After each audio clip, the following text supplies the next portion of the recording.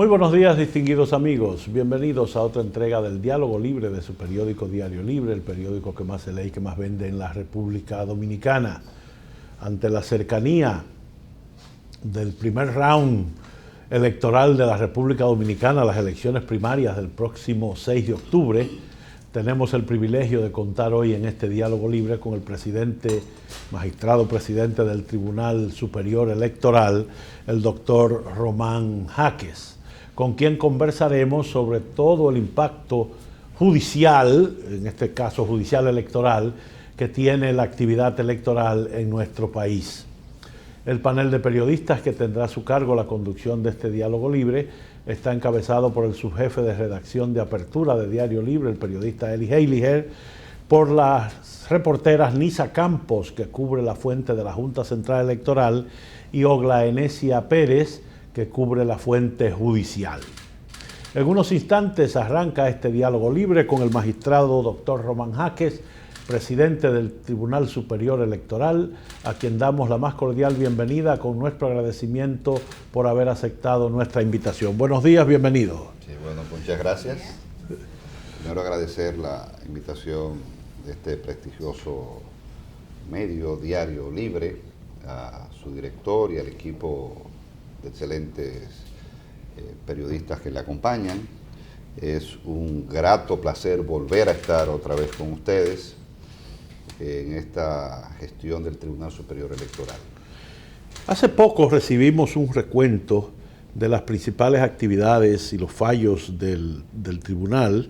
Parece que es una labor importante y que la gente ya comienza a apreciar como uno de las altas cortes indispensables para redondear el carácter judicial que tienen todas las decisiones en el país.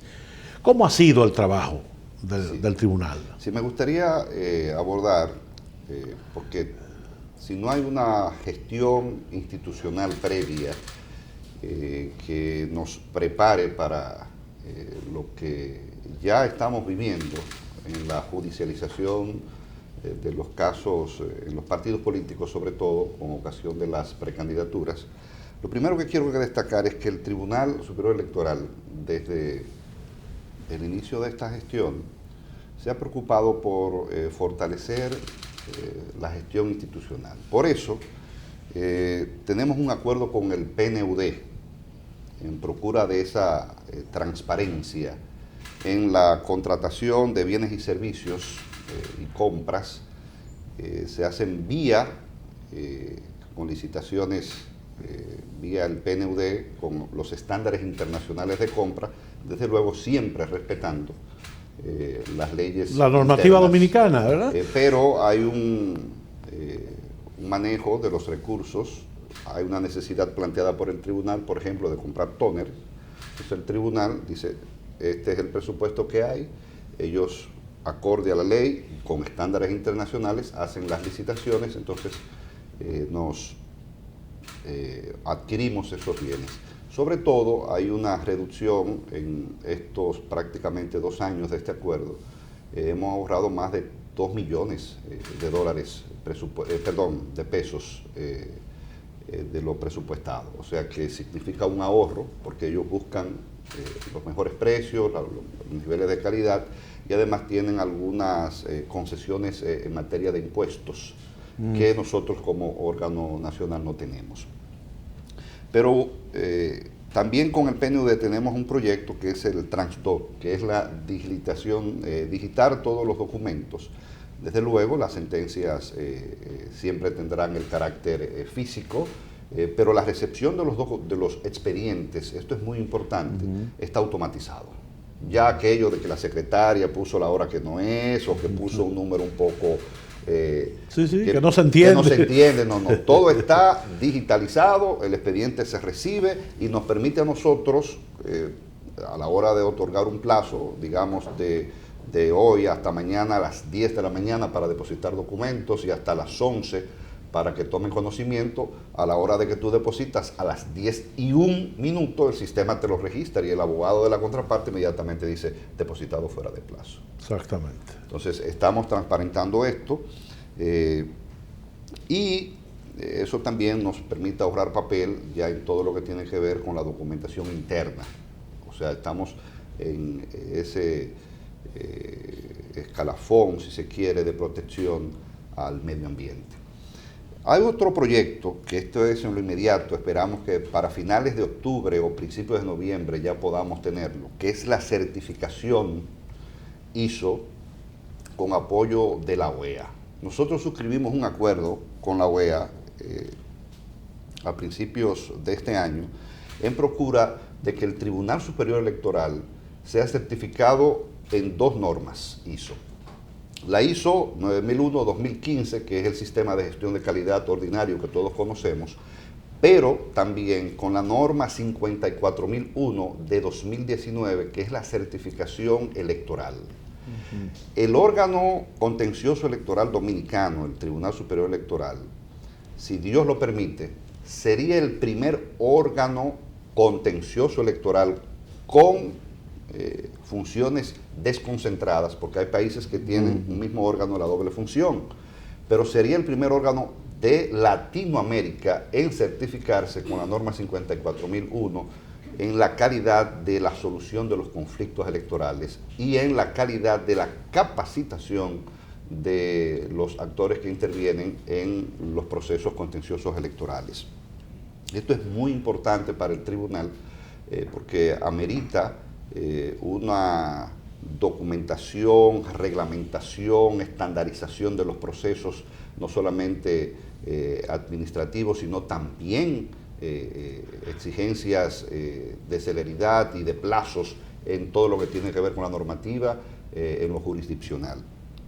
Y quiero destacar, por ejemplo, nosotros nos estamos en estos precisos instantes abocando, si Dios lo permite lo tenemos en una semana listo, es en nuestra planificación y de desarrollo proyectada al 2023 en 4 años, del 2019 al 2023, pero con una característica muy importante, que estamos tomando como base nuestra planificación estratégica y para el desarrollo del tribunal, la Ley de Estrategia Nacional de Desarrollo, que es la Ley 1-12, que sirve de soporte a toda la proyección del Estado Dominicano, donde hay aspectos de fortalecimiento del Estado social y democrático de derecho, de la convivencia pacífica, de procesos democráticos libres y transparentes, de protección al medio ambiente, como ya hemos podido ver aquí con el Transdoc,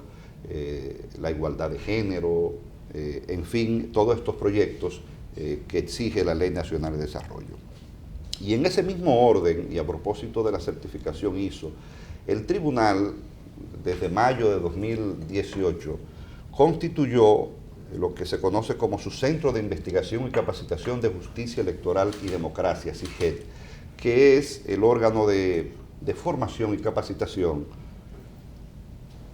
de esta alta corte. Tiene varios ejes estratégicos. El primero de ellos es el de la sensibilización, el segundo es el de la capacitación y formación, y tiene un tercer eje que es el de la publicación. Divulgación. Divulgación. Entonces, nos hemos enfocado, por ejemplo, en lo que tiene que ver con la publicación. No sé si ustedes tuvieron conocimiento, el año pasado nosotros celebramos nuestro primer Congreso de Justicia Electoral y Valores Democráticos y pusimos en circulación el diccionario electoral, una edición especial para la República Dominicana de 2 tomos. Es una joya para aquellos abogados electoralistas. Yo creo que es un término que debemos de ir construyendo.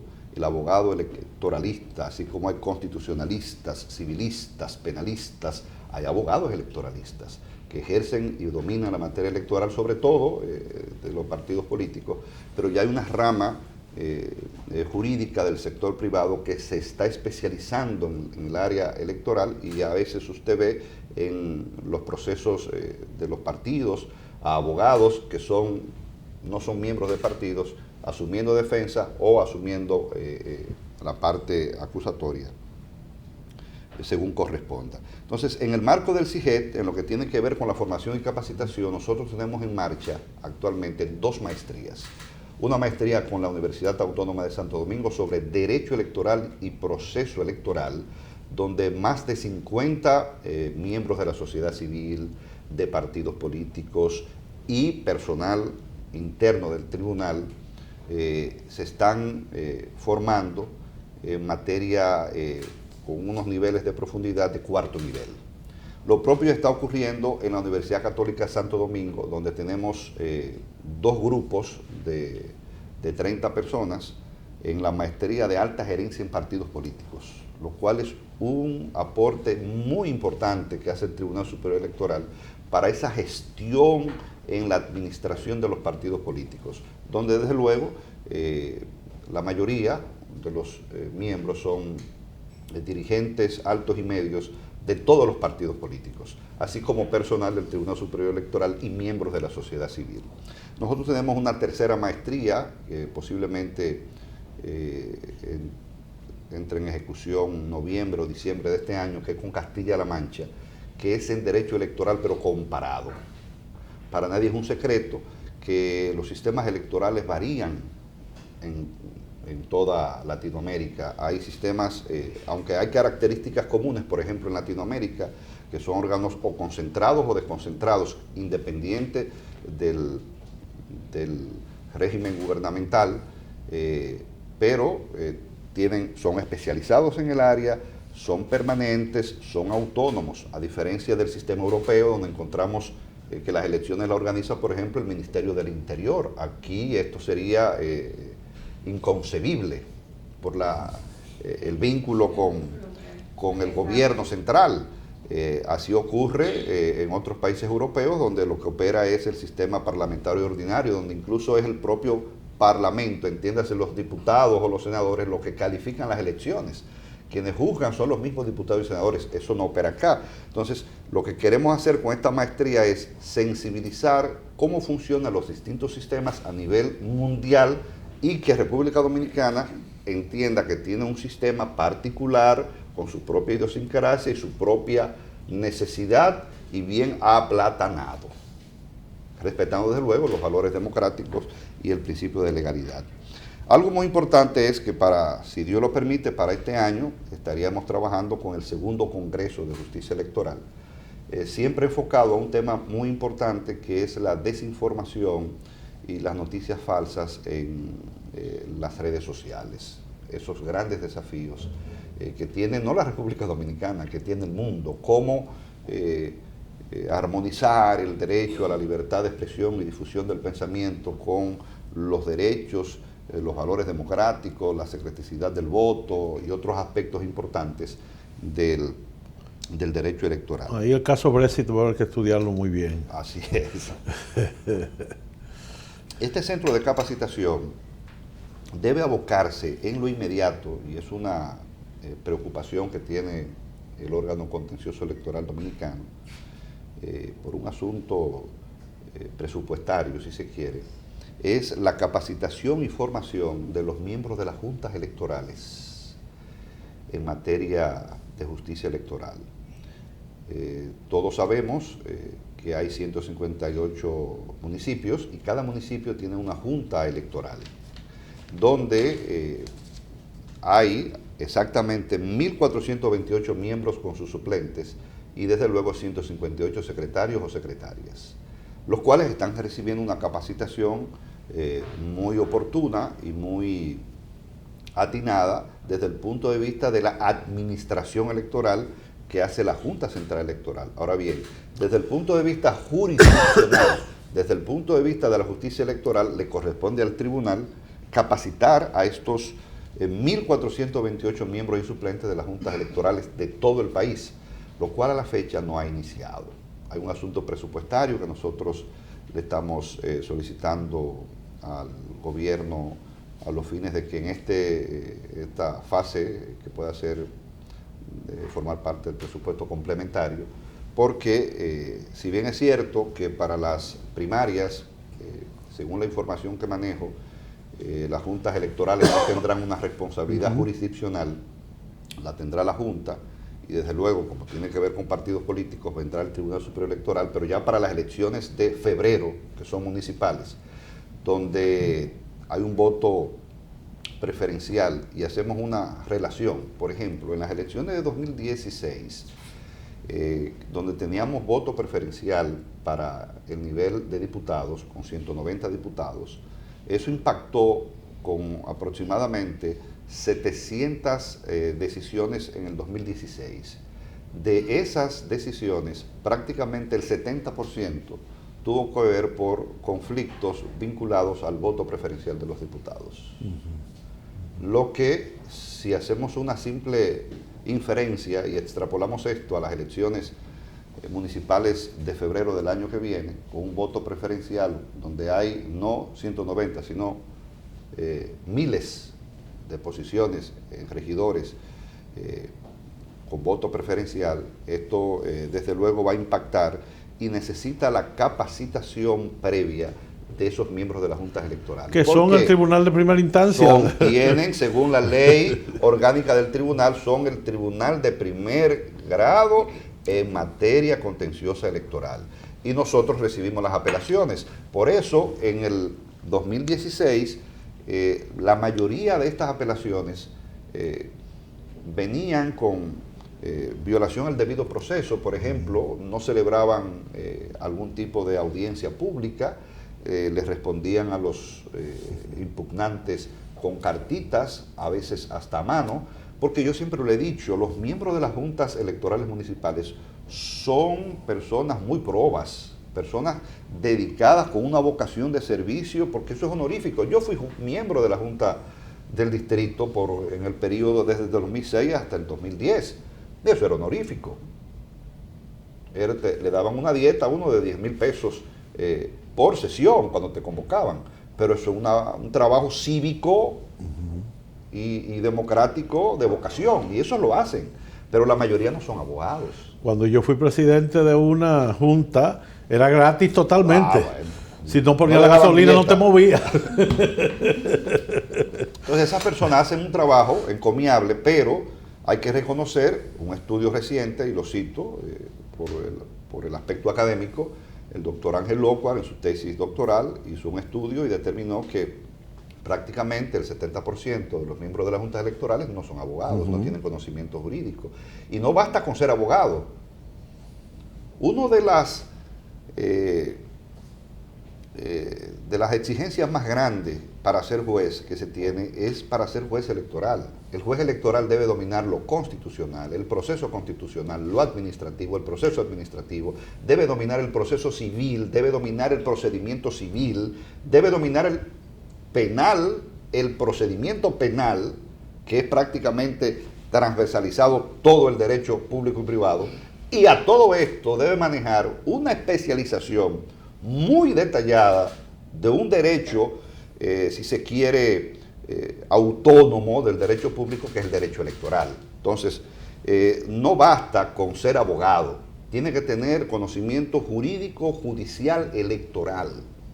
Y esta es una preocupación del Pleno del Tribunal Superior Electoral para la formación de estos miembros de las juntas electorales. Yo no puedo dejar de mencionar logros importantes del Tribunal Superior Electoral, que se ha convertido en estos últimos 2 años y algo, si se quiere, ha asumido un liderazgo internacional con los demás órganos. Por ejemplo, el Tribunal Superior Electoral fue elegido en septiembre de 2017 como vicepresidente mundial de la Red Mundial de Justicia Electoral, que agrupa a órganos contenciosos electorales o tribunales electorales de todo el mundo.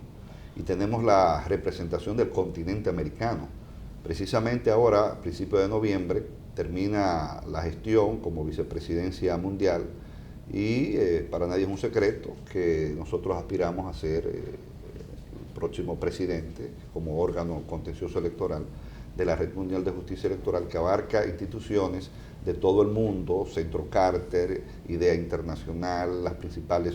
Hay 52 centros de investigación de universidades del mundo. Hay un comité académico integrado por investigadores y científicos en materia política electoral de Italia, Brasil, Estados Unidos, España, Francia, y órganos electorales, les reitero, de todos los continentes.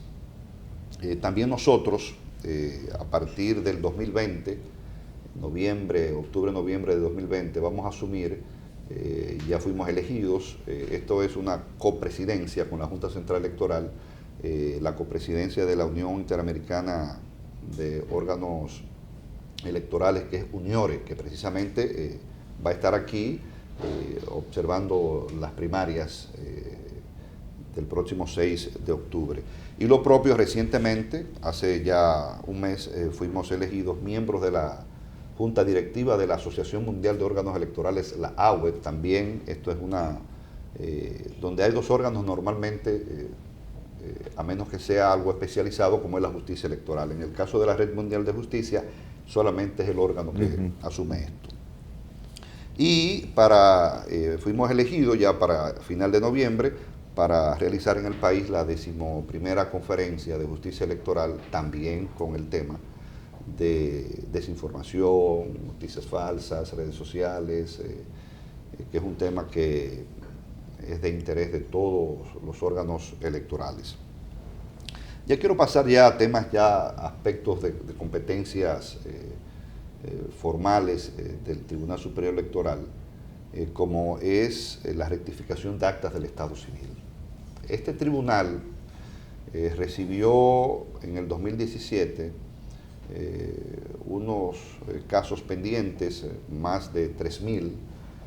Nosotros inmediatamente hicimos un operativo de descongestionamiento de estos casos, porque, ¿qué ocurre? Las rectificaciones de acta del Estado Civil, hay casos que son normales, que se reúnen los requisitos, el ciudadano, el abogado lleva los documentos ni siquiera hasta estandarizados y se le da una solución rápida. El promedio de antes, ustedes saben, se hablaba de meses, nosotros reducimos esto a un promedio de 15 a 20 días. Una decisión de rectificaciones de acta del Estado Civil en el tribunal no llega al mes. Ahora, hay casos excepcionales en el 10 o 5%. ¿Por qué? Porque a veces interviene un menor de edad. Cuando interviene un menor de edad, se necesita la opinión del Ministerio Público. Pero ¿qué hizo el tribunal ante estos retrasos? Hace ya más de un año llegó a un acuerdo con la Procuraduría General de la República y tenemos en sede del Tribunal Superior Electoral un representante del Ministerio Público de la Procuraduría y despacha los casos ipso facto. O sea, da la opinión inmediata y despachamos esto. Lo propio ocurre con casos donde tiene que ver, se pone en juego el sexo. Por ejemplo, un niño nace y se le pone en el acta de nacimiento por error, niño siendo niña. Entonces, eso hay que corregirlo.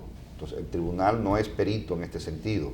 El tribunal entonces lo remite al INASIF. Entonces, el INASIF da un informe científico de si esa persona es niño o niña, hombre o mujer, porque ocurren algunos casos, pocos, 2 o 3, nos hemos encontrado de personas que lo que quieren hacer es un cambio de sexo. Entonces el órgano está ojo avisor con esto. Y también personas que quieren cambiar en una rectificación su nacionalidad. El Tribunal Superior Electoral está ojo avisor con esto. Y somos muy minuciosos a la hora de trabajar estos casos. Ocurren también, porque solamente la mayoría de los casos de rectificación de acta del Estado Civil, en el 98%, se conocen en Cámara de Consejo. Sin embargo, hay casos excepcionales que van a audiencia. Por ejemplo, hay una disputa en una corrección de un acta de matrimonio, que si es por separación de bienes o por la comunidad. Entonces, una de las partes alega que esa no es su firma. Entonces, ya nosotros tenemos que mandar eso al INASIF. Entonces, esa corrección tarda más. Entonces, el INASIF viene y dice, no, esa firma corresponde o no corresponde, y eso determinará la suerte del proceso. Y hay abogados que ellos mismos piden plazos para buscar un documento y otras cuestiones. Ahora bien, en ese sentido, en el 2017, el Tribunal Superior Electoral emitió 6.934 sentencias de rectificaciones de acta del Estado Civil y nos pusimos al día con la mora existente. Para el 2018, 7.727 sentencias y en lo que va del 2019, 4.252 sentencias y mora cero. Estamos trabajando con el mes de septiembre. Lo que llega es el día a día. Lo que equivale que en esta gestión hemos emitido unas 18.913 sentencias en materia de rectificaciones de acta del Estado Civil. Esto impacta en un ejercicio cívico de los derechos civiles y políticos de los ciudadanos, porque esto te permite inscribirte en una escuela con un acta de nacimiento, en un colegio, te permite viajar, te permite obtener algún tipo de trabajo, te permite casarte o divorciarte, te o permite heredar, recibir una herencia con una Sí. sí. Entonces ahí interviene, que es una debilidad que tenemos, por ejemplo, ahí viene inspección, el departamento de inspección. Entonces, ¿qué hace inspección? Por ejemplo, cuando tenemos una duda donde si esa persona, la nacionalidad, si nació, si esa persona hay que ir a la clínica, al hospital para verificar si realmente nació y en qué fecha fue, porque dependiendo de la fecha determinará la edad y la edad determinará si ese joven puede ser firmado o no como menor de edad. Todo eso viene al tribunal. ¿Seguro? Entonces, Inspectoría juega un papel fundamental a nivel nacional, porque visita las parroquias para ver el acta de bautismo, ¿sí? Tiene que ir a las juntas, a las oficialías, tiene que trasladarse incluso a las residencias para verificar si esa persona que va al INACIT a decir que ese es su sexo, realmente tomar una foto, porque puede ser que yo diga que yo soy hombre, y realmente en el acta dice que soy mujer, y entonces, como INACIT no tiene la verificación física, puede ir otra persona. Entonces, Inspectoría se dedica a verificar y a determinar que la persona que va al INACIT sea precisamente la persona que está solicitando. Porque puede ocurrir que el ser humano, ¿verdad?, el dolo... Aquí hay mucha gente que ha tomado exámenes por otro. Bueno, entonces ustedes se imaginan. Muy bien, entonces, en Inspectoría nosotros tenemos 3 vehículos. 3 vehículos para todo el país. Es por turno. Entonces hacemos una ruta. Y esos, aunque estamos haciendo esfuerzos ingentes en este sentido, incluso usando recursos de un personal hasta propio, me voy en vehículo, me voy en esas empresas de transporte, ¿verdad? Pero hay una debilidad. Entonces, en la medida que Inspectoría se fortalece el registro civil que viene de la Junta Central Electoral. Y el ser humano comete errores. A veces son errores humanos y otras veces son errores provocados. Entonces el tribunal, reitero, está ojo avisor con la preservación del registro civil de las personas. Y gracias a Dios estamos al día. Usted no ha escuchado una queja ni en redes sociales. Todo lo contrario, las personas están muy satisfechas según lo que hemos podido percibir en nuestra en atención al cliente. Ahora bien, con relación a lo contencioso electoral, el Tribunal Superior Electoral tiene en una demanda ordinaria promedio 2 o 3 meses en conocer un caso para preservar, eso es materia ordinaria, en años no electorales. De ahí que usted, un caso, impacta durante 2 o 3 meses, porque primero comunicación de documentos, después que concluye el plazo, entonces las partes solicitan 10 días hábiles para un escrito justificativo de sus conclusiones, y hay que darle 10 días a la otra parte para que tenga el derecho de responderle, y ahí se nos van 2 o 3 meses. De ahí que, por ejemplo, en el año no electoral 2017 nosotros evacuamos en materia contencioso electoral 30 sentencias. Pero, y hago aquí una anécdota, yo tuve una reunión al principio de la gestión de pleno a pleno con la pasada Junta Central Electoral y la pasada Junta Central Electoral no, sino la pasada Suprema Corte de Justicia, la pasada gestión. Y decía uno de los jueces de la Suprema Corte de Justicia, decía, ustedes tienen un problema, los jueces del Tribunal Superior Electoral, es que nosotros conocemos miles de casos y pasan desapercibidos. Llegará uno, un Odebrecht, que un caso particular de una muerte que impacte socialmente. Todos los casos son importantes. Pero ¿qué ocurre? Que en materia electoral todos los casos son primera plana. A veces, mientras menos importante es el caso, más suena. Más suena. Entonces, con un caso, o sea, la atención política del país y mediática está en ese caso. Y con 30 casos en un año, ustedes se imaginan.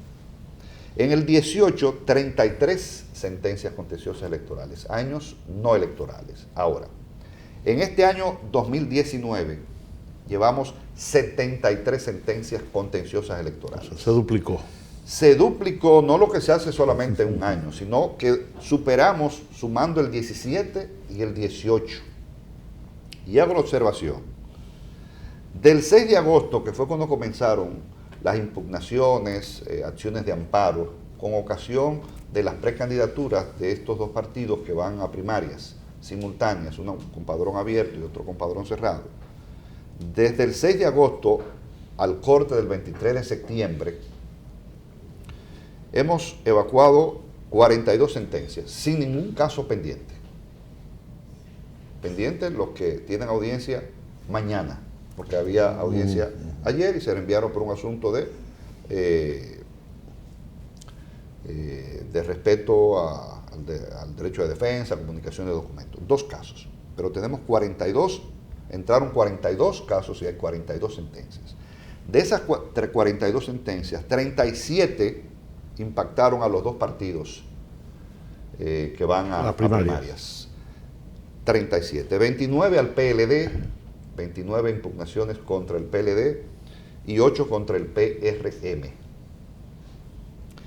Se hace una observación, todas estas decisiones fueron a unanimidad del Pleno de Jueces, lo que significa que hay unos criterios unificados en este sentido. Por ejemplo, hay ya un principio que hemos hecho el precedente, de que ya después todas las impugnaciones o demandas de nulidad, de resoluciones por precandidaturas, después del día 10 de septiembre, que era el plazo que había establecido el órgano administrativo, están precluidas por el principio de calendarización. Han llegado algunas y hay 2 sentencias que han marcado la predictibilidad del tribunal en este sentido, porque ya las elecciones primarias son prácticamente en una semana. Hoy es lunes. Sí, el domingo. Prácticamente. Sí, el una domingo. semana. Entonces, el tribunal, ¿qué ha ocurrido? Ustedes dirán, bueno, pero si el promedio de una demanda ordinaria eran 2 o 3 meses, ¿cómo solucionaron en prácticamente menos de un mes 42 casos? Bueno, la ley y nuestros reglamentos nos facultan en periodo electoral de conocer los casos de urgencia. Sí, de manera abreviada. Abreviado los plazos de hora a hora. Sí. Entonces, estos casos tuvieron un promedio de respuesta desde el sometimiento en secretaría, con ese sello digitalizado, como le había dicho, hasta la emisión de la sentencia en una lectura pública por la parte dispositiva, un promedio de 24 horas laborables cada sentencia. Eso es un tiempo récord de respuesta oportuna, respetando el principio de celeridad y respetando el debido proceso, con plazos para que las partes conozcan el expediente, con plazos lógicos, de hora a hora, como establece la ley, para que las partes depositen, conozcan el expediente, el tribunal se retira, delibera y prácticamente el promedio es de 24 horas laborables para darle respuesta a cada uno de estos casos. El tribunal, desde luego, A partir del 6 de octubre habría que ver el desarrollo de las primarias. Nosotros creemos en que el civismo y el comportamiento que caracteriza al pueblo dominicano, lo digo pueblo dominicano porque hay un padrón abierto donde los ciudadanos podrán votar por uno de los partidos y el cerrado, los que tengan esta oportunidad, los resultados no impacten en un nivel tal que tengan que venir judicializaciones en grado numérico que impacte al tribunal, pero si así fuere, estamos preparados. Yo imagino que tendrán que hacer un calendario en el que las actividades municipales estén primero que las otras, pues son en febrero. Sí, en febrero. Entonces, ya lo de febrero, estamos trabajando con esto y nos sirvió un ejercicio de trabajo en equipo, sobre todo, los jueces titulares, el equipo técnico contencioso, el equipo de abogados ayudantes, dando respuesta inmediata a todas estas demandas. O sea, 42 impugnaciones en 25 días para un tribunal, donde no ocurre como en otros países. En otros países, por ejemplo México, la instrucción, porque nosotros instruimos desde cero, y el abogado dominicano, como le dije, hay excepciones ya de firmas privadas, pero el abogado que litiga en nuestro tribunal tiene 3 características muy fuertes. Primero, que es militante de ese partido. Militante de ese partido. Segundo, tiene un cargo en ese partido. Y tercero, la decisión que está atacando le afecta en lo personal. Y algunos tienen una remuneración económica. Claro. O sea que lo que tenemos ahí son personas con una pasión a veces que se desborda, pero el tribunal es muy tolerante y es muy respetuoso del derecho de defensa, del desarrollo de las audiencias, siempre guardando la solemnidad que amerita el tribunal. Nosotros para el año que viene visualizamos un impacto presupuestario que debe ser mejorado al Tribunal Superior Electoral y debe ser en demasía. Nosotros en este año preelectoral tenemos un presupuesto de un año no electoral. Nosotros tenemos el presupuesto del 18, que son 600 millones. Y si usted va a la tabla de asignación presupuestaria, somos la segunda institución del Estado con menos presupuesto. La primera es la Defensoría del Pueblo, después el Tribunal Superior Electoral. Entonces, 600 millones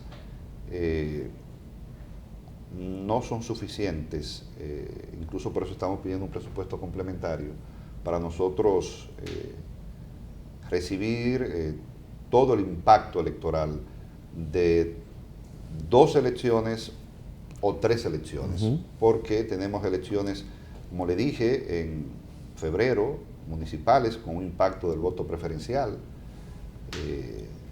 yo le diría que impredecible, porque hay que determinar si va a haber automatización, hay que ver cómo se desarrolla la automatización. Ayer, la semana pasada, tuvimos la oportunidad, un acuerdo, estamos trabajando en una comunidad con la Junta Central Electoral en proyectos que deben ser afines. Yo digo que la Junta Central Electoral y el Tribunal Superior Electoral son del ave de la democracia a 2 alas. Si un ala falla, la democracia no va a volar.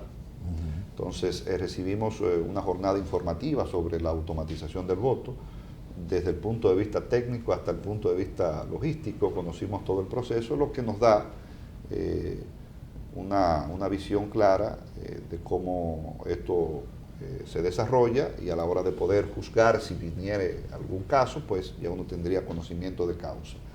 Aunque siempre lo que se va a aplicar es la ley, los principios constitucionales y los valores y principios democráticos. Entonces tenemos elecciones en mayo, donde están las presidenciales y las congresuales, también con voto preferencial. Y si ocurriese una segunda vuelta electoral para junio. Entonces, ¿qué ocurre? Lo de las elecciones municipales tienen una característica muy importante, donde, creo que usted lo decía anteriormente, donde las juntas municipales, las juntas electorales municipales, van a tener un papel protagónico, porque primero son los que van a conocer en primer grado, funcionan como tribunal de primera instancia y nosotros como apelación. Ahora bien, ellos, a diferencia de los diputados y del presidente o presidenta, quien hace la juramentación y entrega del certificado correspondiente son las juntas. Y tienen un plazo hasta mediados de abril. Así y es. si usted cuenta febrero, entonces ellos van a estar terminando el proceso, porque tienen doble función, conocen lo administrativo y conocen lo contencioso electoral. Entonces esos miembros, terminando las elecciones de febrero, van a estar organizando las de mayo, van a estar conociendo todas las impugnaciones que pudiesen ocurrir en los colegios, van a estar trabajando, bueno, todo dependerá si habrá voto automatizado o no, pero partiendo de la realidad legal hasta ahora, estarán conociendo la revisión de votos nulos, votos observados, acciones de amparo, posibles recusaciones, y todo eso concomitantemente con la organización de las elecciones de mayo, conformando los colegios electorales, porque no todo el mundo, siempre hay una dejadez. La cultura universal de organizar elecciones en periodos separados es que el que trabaja en un colegio electoral no necesariamente trabaja, hay una dejadez y renuncias para las elecciones que vienen. Normalmente las municipales nunca tienen mucha aceptación. La Junta está haciendo un trabajo importante en este sentido de reclutamiento. Sí llaman la atención las presidenciales, entonces tienen un trabajo doble. Con la salvedad de que todo debe estar decidido antes de mediados de abril. Es un mes. Febrero, marzo, mes y medio, para subsanar todos los problemas judiciales que pueda haber con ocasión de las elecciones municipales, porque después de ahí todo estaría y emitir consumado. Los diplomas, emitir los certificados de a los elección. ganadores, Sí, los certificados de elección. regidores y Alcaldes. y los distritos. Sí, así es. Entonces, vienen las elecciones presidenciales y congresuales, que trae consigo sus propios bemoles. Exacto. Aquí ya la participación y el interés, aunque es poco, pero es mucho. Así es. Don Eli. Magistrado, yo quisiera preguntarle, con ese nivel de, vamos a decir, de trabajo que ustedes tienen, 73 sentencias en el 2019, sí, este año, ¿cómo lo ha recibido la comunidad política? ¿Han aceptado ya el trabajo del tribunal Importante o pelea? ¿Cómo nos damos cuenta de que estas sentencias han sido recibidas de una manera u otra? Con los recursos de revisión ante el propio órgano o los recursos de revisión al Tribunal Constitucional. De estas 73 sentencias, solamente 2. Una vieja, o sea, previo al 6 de agosto, y de estas 42 de ahora, una solamente ha solicitado no un recurso de revisión ante el Constitucional, sino un recurso de revisión ante el propio Tribunal Superior Electoral, que está pendiente de fallo. Y quería acotarle algo con relación a las sentencias de rectificaciones. ¿Qué facción? Fue la sentencia del PRD. El caso pero, sí, pero ya esa sentencia fue decidida y yo no vi nada no ha sido recurrida, incluso la más reciente del PRD, que por ejemplo es una sentencia que duró 4 meses, o sea, un caso que duró 4 meses porque fue tratado de manera ordinaria. Si hubiese sido de extrema urgencia, en 3 o 4 días hubiésemos subsanado esto. Ahora bien, sí voy atrás para hacerle una pequeña observación con relación a las rectificaciones de acta del Estado Civil. En esa misma línea, distinguido, ¿cómo sabemos que las decisiones del tribunal en materia de rectificaciones han sido satisfactorias al ciudadano? ¿Le han resuelto el problema? Bueno, pues en la revisión en el 17, de las 6.934 sentencias, 296 fueron solicitadas ser revisadas. En el 18 se bajó a 216, pero eran más sentencias, eran 7.727. En el 19, en lo que va del 19, 89 sentencias han sido solicitadas en revisión. ¿Qué significa esto? Que el tribunal está haciendo lo que se llama la debida diligencia. En materia de rectificaciones, el juez electoral tiene un papel activo, es un papel de solución a la problemática del ciudadano. Si la solución de esto es una constancia de la parroquia, pues ahí interviene inspectoría, pues váyase a Dajabón, a Comendador y a la parroquia tal y verifique si ese certificado de bautizo corresponde y nos da una prueba fehaciente de que nació en tal fecha, porque no tenemos la constancia. Eso no va a dar el resultado. Entonces, tenemos un papel activo, que es lo que el Tribunal Constitucional llamó en el 16 la debida diligencia. El tribunal está teniendo un papel activo en materia de rectificación de actas del Estado Civil, lo que dan estos resultados. O sea, si vemos con relación al 17, y yo proyecto que llegaremos quizás a 110 más o menos, en lo que van, falta de meses, y otra cosa, esto ha dado como resultado que el 90% de las decisiones sea de acoger. Antes se acogía el 60, 70%, porque el ciudadano tenía razón, pero le faltaba un documento elemental o quizás una verificación de que realmente usted es, sí, pero usted es la persona. Si yo fui, comprobé, y ya con eso el tribunal antes rechazaba, ahora acoge. Eso era con relación para hacer la salvedad con relación también a lo de rectificaciones. Pero le decía también, lo rescato ahora, primero, a unanimidad todas estas decisiones, criterios unificados del Pleno del Tribunal. Segundo, de estas 42, una sola solicitada en revisión. Y de las anteriores, una sola solicitada al Tribunal Constitucional. Lo que dice que los partidos políticos han sido receptivos con nuestras decisiones y no he visto, por lo menos en ninguna declaración, un cuestionamiento a alguna de nuestras decisiones. Muy bien. Yanisa. Magistrado, de cara a las elecciones del 2020, ¿cómo vamos con la jurisdicción penal electoral? Interesantísimo tema. El Tribunal Superior Electoral tiene competencia para conocer las infracciones electorales, que abarca crímenes y delitos.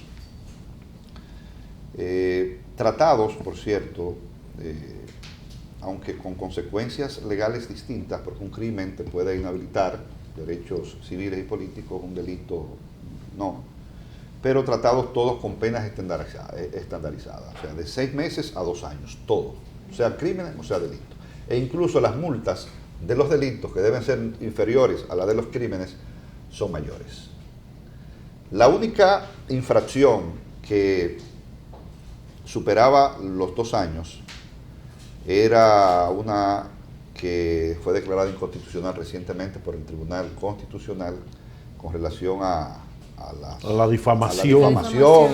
Eso muy ambiguo, muy subjetivo, donde evidentemente ya puedo hacerla totalmente de acuerdo con esa posición del Tribunal Constitucional, preserva el derecho de expresión y difusión de las personas, y con una pena criminalizando de hasta 8 años de prisión. Irónicamente, las dos leyes, porque encontramos delitos y crímenes en las dos leyes, tanto la del régimen como la de partidos políticos, agrupaciones y movimientos. En el caso de falsedad en materia electoral, la ley anterior establecía penas para sancionarla hasta 8 años. En esta nueva legislación se redujeron. Es que ellos saben que esa es la práctica habitual. Se redujeron. Se redujeron. Entonces, fíjese bien. Entonces, ¿qué ocurre? La ley ordena que se cree una unidad especializada del Ministerio Público, pero yo siempre lo advertí, y el procurador, si se quiere, en cierta medida tiene razón. Hay dos cosas que hay que aclarar. Lo primero es que ese tipo de estructura dentro del Ministerio Público corresponde al nivel de corte de apelación y debe ser creada por el Consejo Nacional del Ministerio Público. Entonces, si es para un fiscal electoral con jurisdicción en el Tribunal Superior Electoral, nosotros somos una alta corte. En todo caso, debe ser un procurador general adjunto del procurador que tenga esa función. Pero al final de cuentas, lo importante es que los fiscales a nivel nacional, porque ¿qué ocurre? Nosotros tenemos una jurisdicción nacional para los delitos electorales. Si un delito electoral, una compra de votos o una venta, porque ambas actuaciones son ilícitas, ocurriese en la Mata de Cotuí,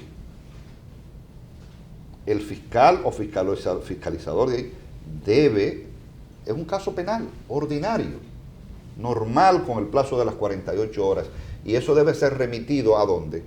A la Procuraduría General de la República, a esa unidad que, reitero, debe tener el nivel no de corte. La persona que sea designada debe ser un procurador general adjunto, y que incluso en lo que se llama concurso es válido que se pueda designar a alguien de manera interina. Pero al final de cuentas lo importante es, y ya lo inició el Procurador General de la República, la Procuraduría, la capacitación de los fiscales en las distintas provincias sobre, no el proceso penal, porque eso lo saben ellos, sino sobre las características, las tipificaciones de los delitos y de los crímenes electorales y cómo esto es el procedimiento ante el Tribunal Superior Electoral. Entonces, es otra debilidad presupuestaria. El Tribunal Superior Electoral en su infraestructura física no tiene capacidad para recibir, ahí no hay celda, por lo menos no hay celda. O sea, ¿cómo manejamos esto? Debe haber una estructura penal instalada y no la tenemos. Incluso es cuestionable hasta que todos los casos tengan que venir a la capital y no conocido por el juez natural. Hay países donde este opera, pero el sistema dominicano ha otorgado esta competencia exclusiva al Tribunal Superior Electoral y se va a respetar el proceso. Nosotros tenemos un reglamento donde, por ejemplo, el presidente, en este caso recae sobre mí, se designará un juez o una jueza de la instrucción que va a conocer la medida de coerción, si hay una medida, órdenes de arresto para intervención telefónica, todo tiene que ser vía el Tribunal Superior Electoral. Entonces, ese juez de la instrucción, la medida de coerción, va a una audiencia preliminar, eso se puede apelar. El procedimiento ordinario penal, con todas las garantías del debido proceso. Por eso que digo es que uno de los jueces más completos, por no decir el más completo, desde el punto de vista de la puesta en práctica del derecho, de la aplicación procesal del derecho, es el juez electoral. Porque hasta en materia de deliberaciones, de sucesiones, nosotros celebramos audiencia para preservarle un caso reciente de una presunta falsificación de la firma de una cónyuge con relación al... Claro. Todo eso. Entonces, el tribunal, por ejemplo, nosotros no podemos recibir, eso es una confusión que existe, nosotros no podemos recibir denuncias ni querellas, eso tiene que ser el fiscal electoral. Nosotros recibimos, además no hay esta clasificación, porque los crímenes en la clasificación clásica, las infracciones en la clasificación clásica son crímenes, delitos y contravenciones. Ahora, el proceso penal habla de infracciones a instancia privada, pública y privada, Por ejemplo, en materia de infracciones electorales no hay delitos y crímenes privados, no hay delitos y crímenes, son públicos. Debe intervenir el Ministerio Público o vía la Junta Central Electoral o las juntas electorales. Pero que son órganos públicos. Son órganos públicos. Doña Olga.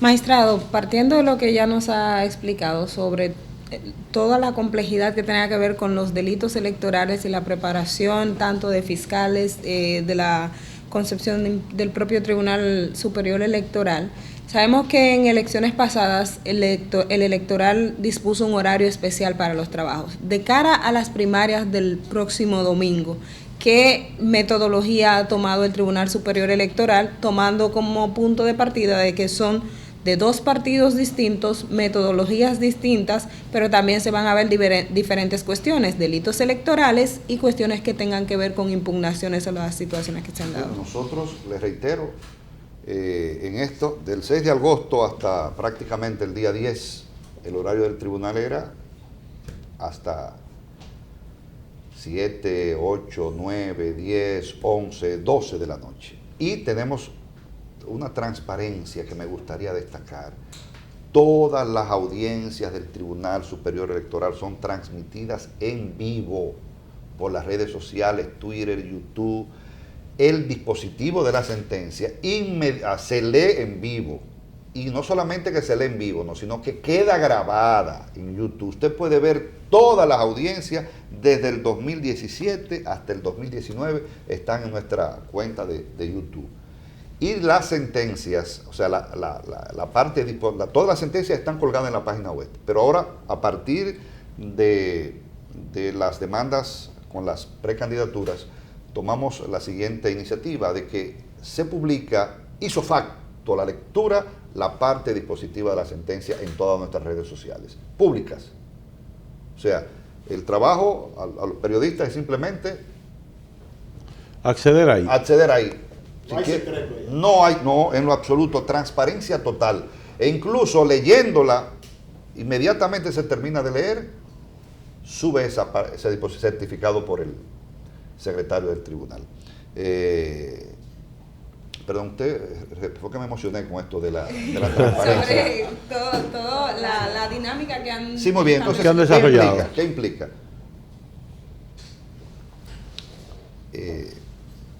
Los órganos, no solamente administrativos, sino los órganos electorales, tanto contencioso como administrativo, en etapas de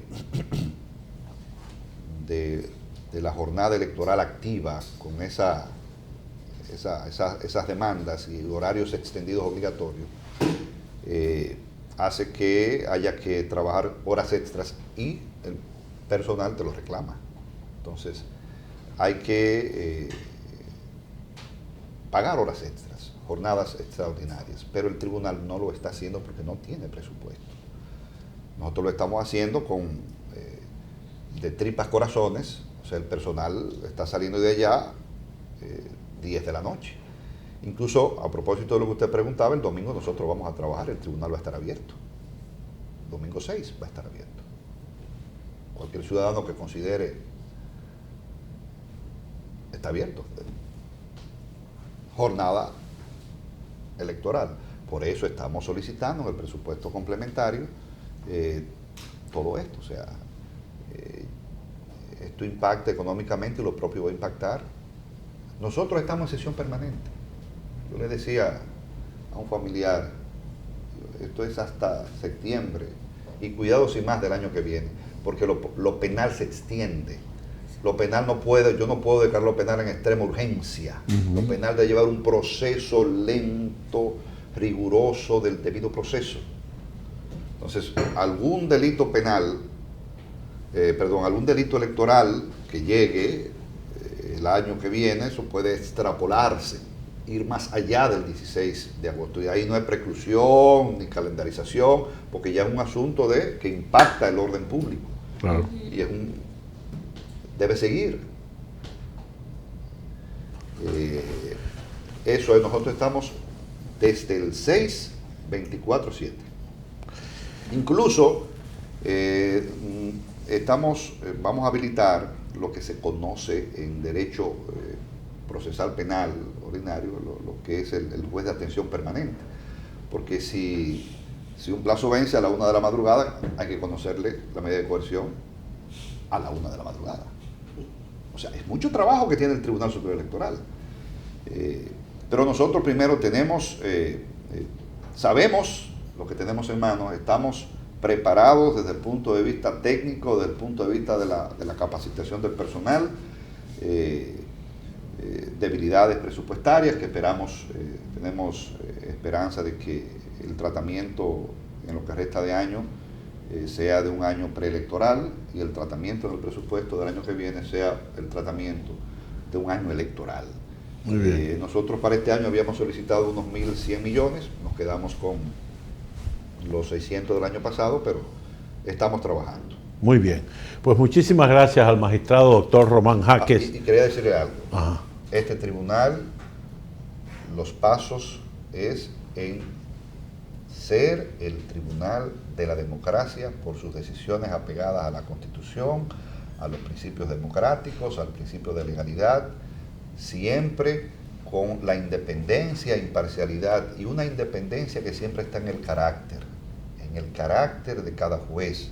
Yo creo que eso es algo interno y el tribunal lo ha demostrado con fuerza y coraje su independencia. Muy bien. Muchas gracias al magistrado doctor Román Jaques, presidente del Tribunal Superior Electoral, por su participación en este diálogo libre. A todos ustedes, muchísimas gracias por la atención prestada y hasta un próximo diálogo libre. Buenos días.